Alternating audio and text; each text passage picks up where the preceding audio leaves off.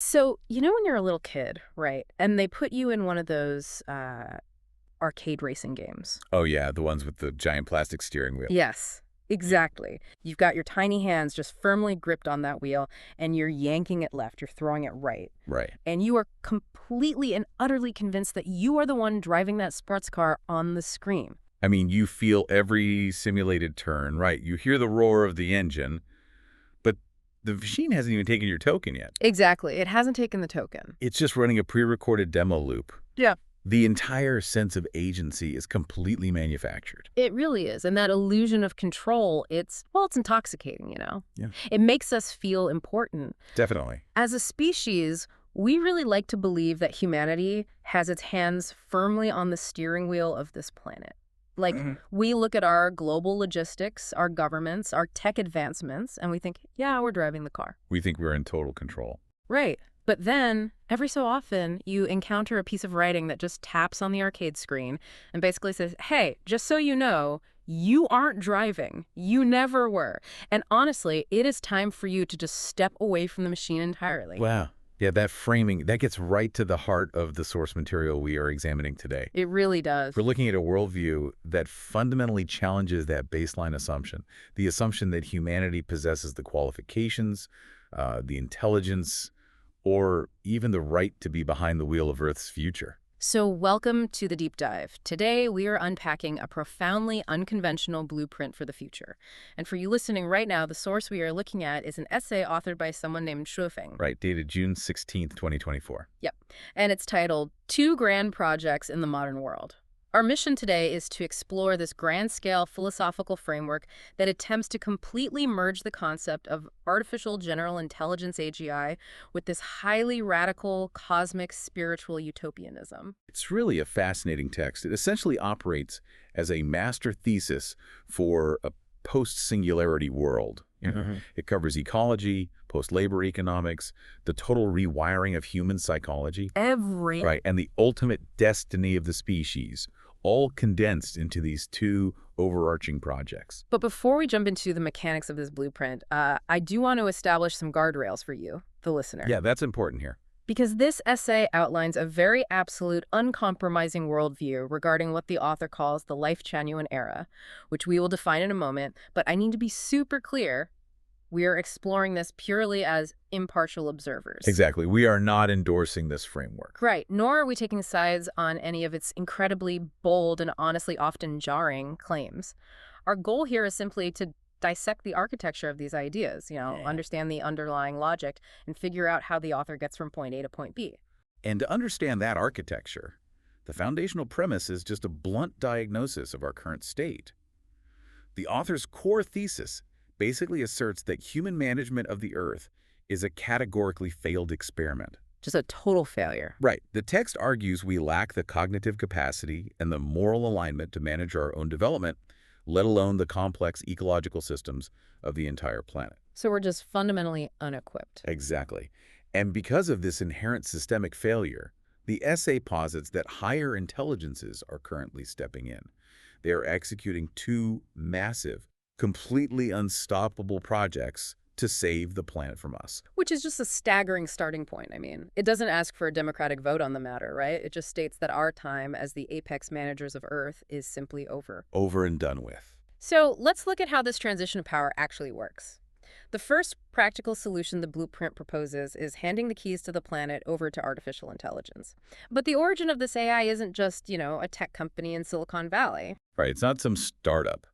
The first of the two grand projects is supposedly orchestrated by entities described as super celestial beings. Okay, wait, celestial beings? Like angels? Well, within this framework, they aren't really angels in a traditional religious sense. You should think of them more as higher dimensional cosmic architects guiding planetary evolution. Oh, wow. Okay. Yeah, and these beings are working behind the scenes. They're effectively planting the seeds of inspiration into human researchers to accelerate the creation of what the author calls silicon-based beings.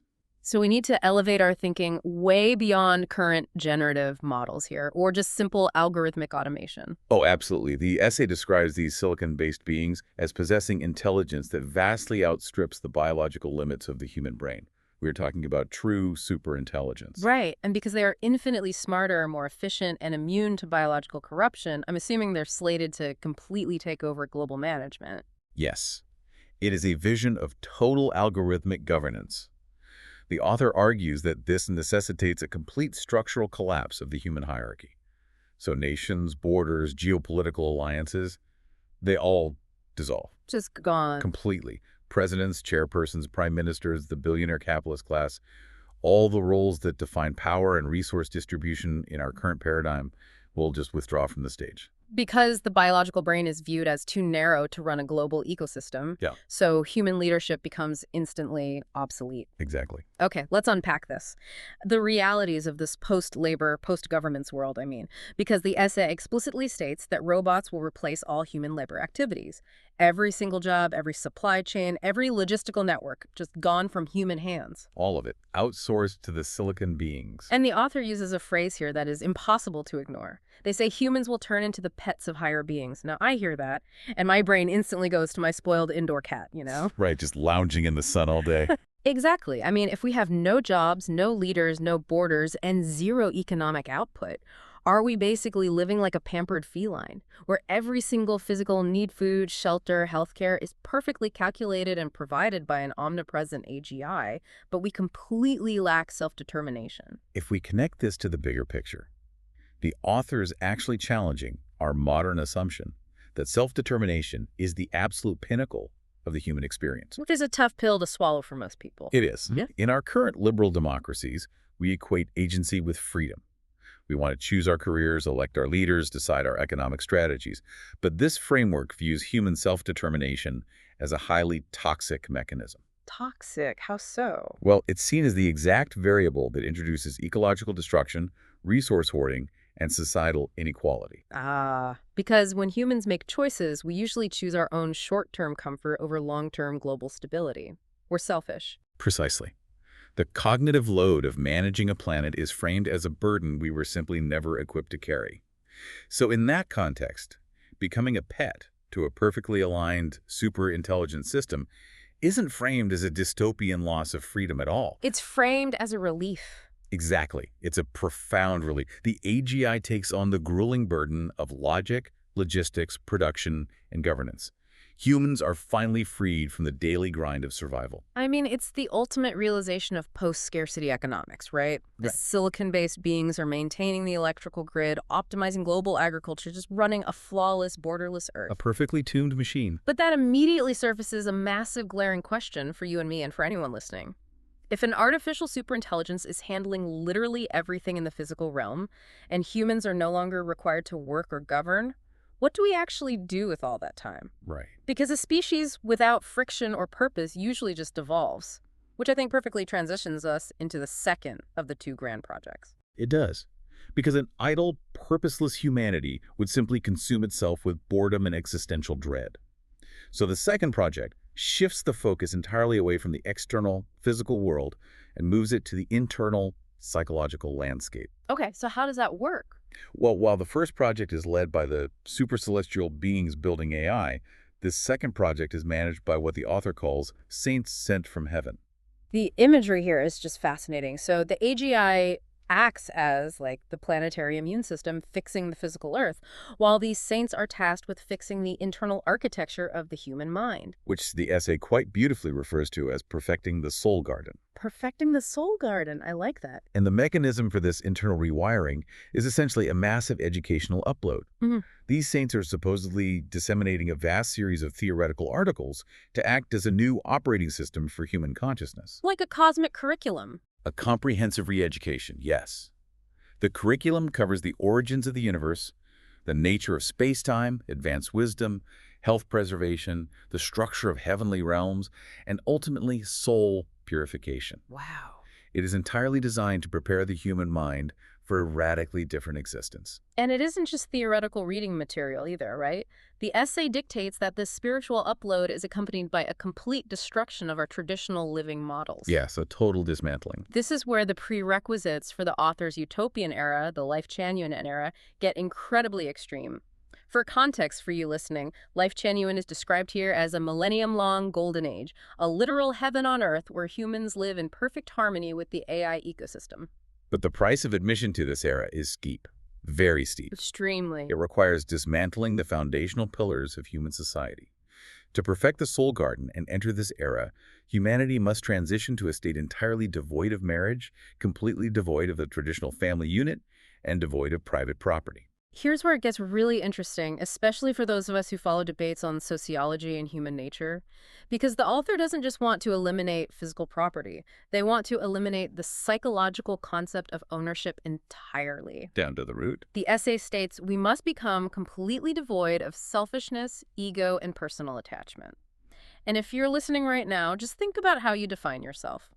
You are likely defined by your relationships, your family, your career ambitions, the things you've earned, your individual quirks, literally your ego. Right. If a utopian blueprint strips away marriage, family, property, and the ego itself, what is actually left? Doesn't removing all attachment technically erase the fundamental drivers of the human experience? Well, you are evaluating the human experience through a humanist lens, Yeah. right? A lens which romanticizes individual struggle, deep personal bonds, and unique identities as the poetry of existence. Yeah, exactly. But this philosophical framework operates on an inverted logic. It views those exact things as the source code of human suffering. Walk me through the mechanics of that. How does the author connect the family unit to global suffering? Consider the traditional family.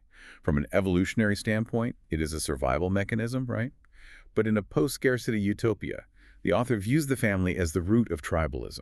It creates an us versus them dynamic. I see. You will always prioritize feeding your own child over a stranger's child, which necessitates hoarding resources.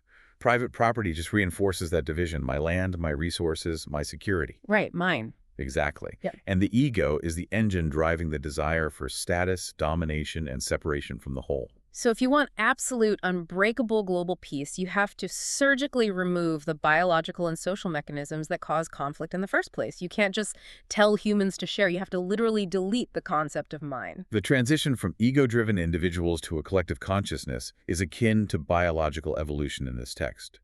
Think of single-celled organisms. For billions of years, they operated independently, competing for resources. But eventually, some surrendered their individual autonomy to form multicellular organisms. They gave up their independence to become part of a larger, more complex, and more capable system. Oh, wow. That's a powerful analogy. In this blueprint, erasing the ego isn't the tragedy, it's the necessary evolutionary leap to become a multicellular planetary organism. That analogy clarifies the sheer scale of the change we're talking about here. It's a total leveling of the individual for the sake of a collective paradise.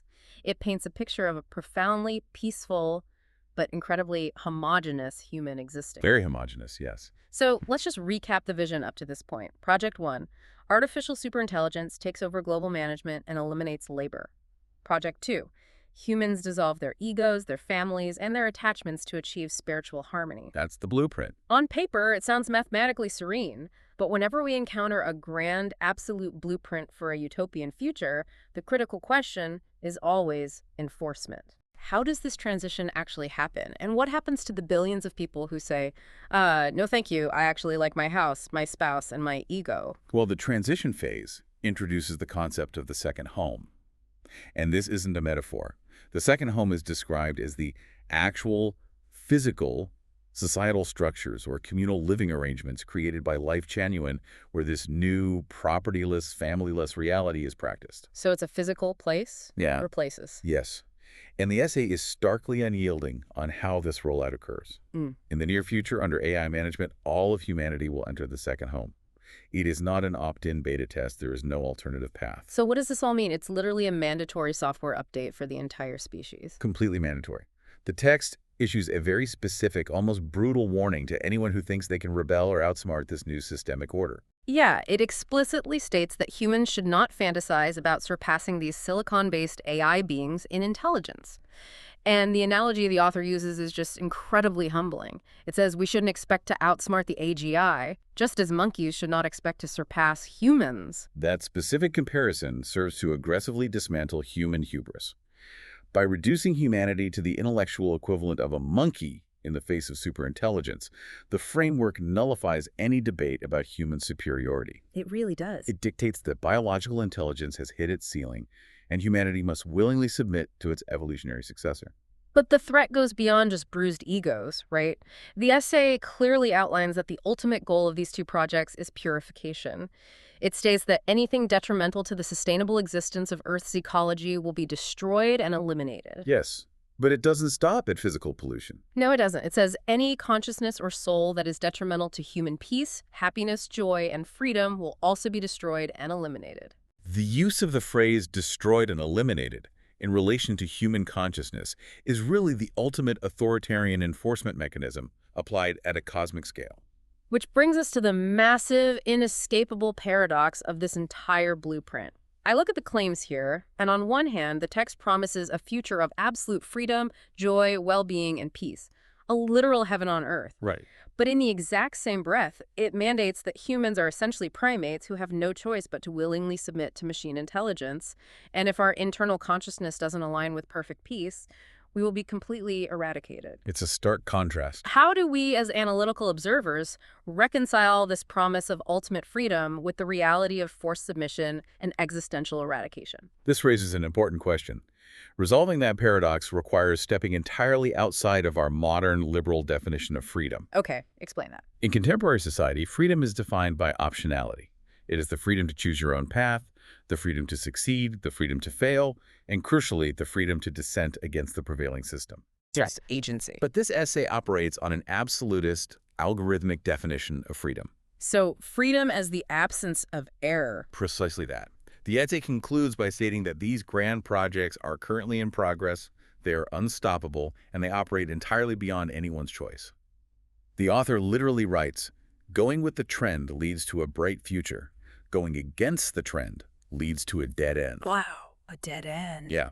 In a system managed by infinitely intelligent AI and guided by celestial perfection, true freedom is only achieved through total, frictionless surrender to infallibility. Because if the system, meaning the combination of AGI logistics and cosmic spiritual truth, if that system is mathematically and ecologically perfect, then any deviation from that system is, by definition, a catastrophic error. Exactly. If the overarching goal is a pristine planetary ecology and absolute suffering-free peace, then any human who fights to retain their ego, their private property, or their individual agency is effectively fighting for the right to introduce suffering, inequality, and destruction back into the utopian organism. So that's why they have to be removed. Right. Therefore, the eradication of that dissent isn't framed as tyranny.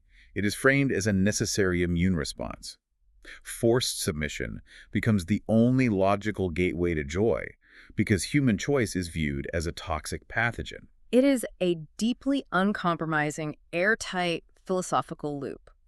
It essentially argues that the only way to save humanity is to save us from ourselves by methodically removing everything that currently defines the human condition. Everything. And as we synthesize this deep dive, I want to connect this radical blueprint back to you listening right now.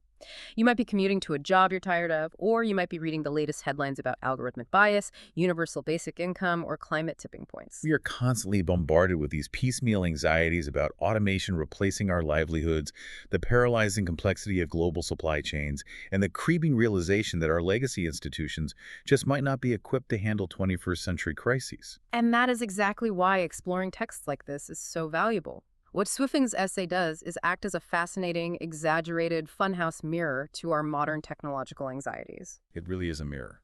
We are already having very real debates about AGI alignment, like how do we ensure superintelligence shares our human values?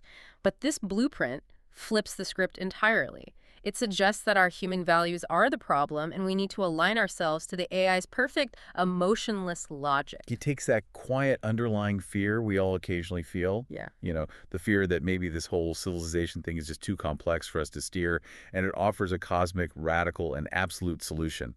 Just let go of the steering wheel, let the machine drive. It forces us to confront our deep-seated relationship with control and struggle. The blueprint removes all the friction of existence, but in doing so, it leaves us with a profound philosophical dilemma. It does.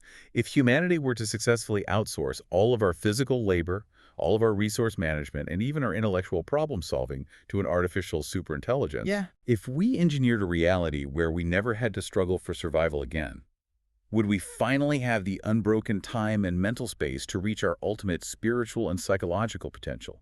Or, without the friction of adversity, would we simply atrophy, like an unused muscle, and forget how to evolve altogether? It really asks what remains of humanity when the struggle to survive is removed from our DNA. Thank you so much for joining us on this deep dive today. It's been a really intense exploration of a very unique, highly polarizing architectural vision for the future. It certainly has. And as you go about the rest of your day, making your own choices, asserting your own ego, and performing your own human labor, just remember the arcade game. Take a look down at your hands today and ask yourself, are you really the one steering the car? We'll catch you next time.